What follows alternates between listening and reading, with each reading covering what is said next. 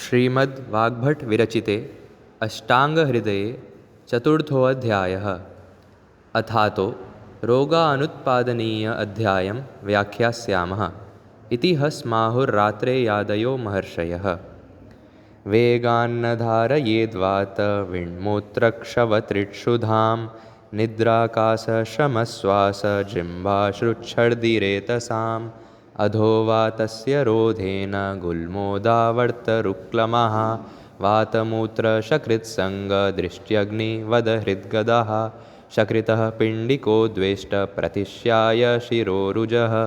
ऊर्ध्ववायुः परिकर्तो हृदयस्योपरोधनं मुखेन विट्प्रवृत्तिश्च पूर्वोक्ताश्च मया स्मृतः अङ्गभङ्गाश्मरीवस्ति मेढ्रवं क्षणवेदनः मूत्रस्य रोधात् पूर्वे च प्रायो रोगाः तदौषधं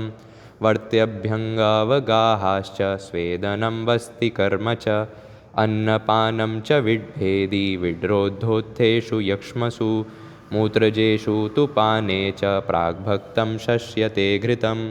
जीर्णान्तिकं चोत्तमया मात्रया योजनाद्वयम्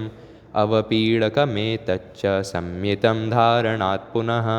उद्गारस्यारुचिः कम्पो विबन्धो हृदयोरसोः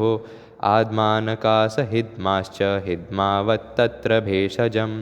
शिरोर्तीन्द्रियदौर्बल्यमन्यास्तम्बार्दितं श्रुतेः तीक्ष्णधूमाञ्जनाघ्राणनावनार्कविलोकनैः प्रवर्तयेत् श्रुतिं सक्तां स्नेहस्वेदौ च शीलयेत् शोषाङ्गसादबाधिर्यसम्मोहभ्रमहृद्गदः तृष्णाया निग्रहात् तत्र शीतः सर्वो विधिर्हितः अङ्गभङ्गारुचिग्लानिकार्श्यशूलभ्रमाशुदः तत्र योज्यं लघुस्निग्धम् उष्णमल्पं च भोजनं निद्रायामोहमूर्धाक्षी गौरवालस्रजिम्भिकः अङ्गमर्दश्च तत्रेष्टः स्वप्नः संवाहनानि च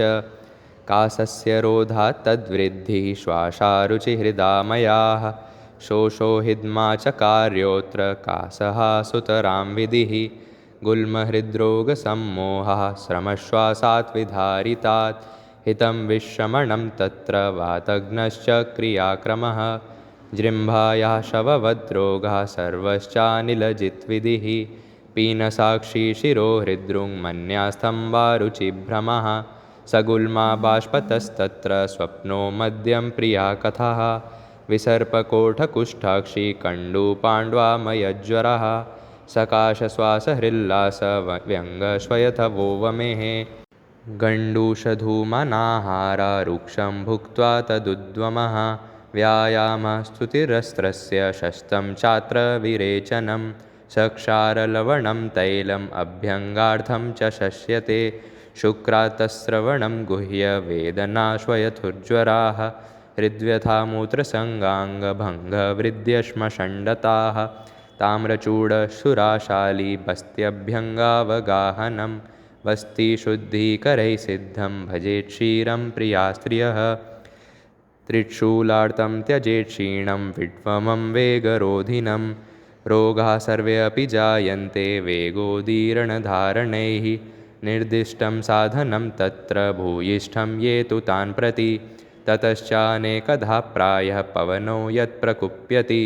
अन्नपानौषधं तस्य युञ्जीतातोऽनुलोमनं धारयेत्तु सदा वेगान् हितैषी प्रेत्य चेह च लोभेर्ष्यद्वेषमात्सर्यरागादीनां जितेन्द्रियः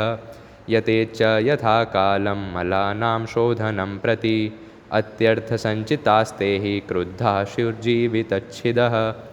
दोषाः कदाचित् कुप्यन्ति जितालङ्घनपाचनैः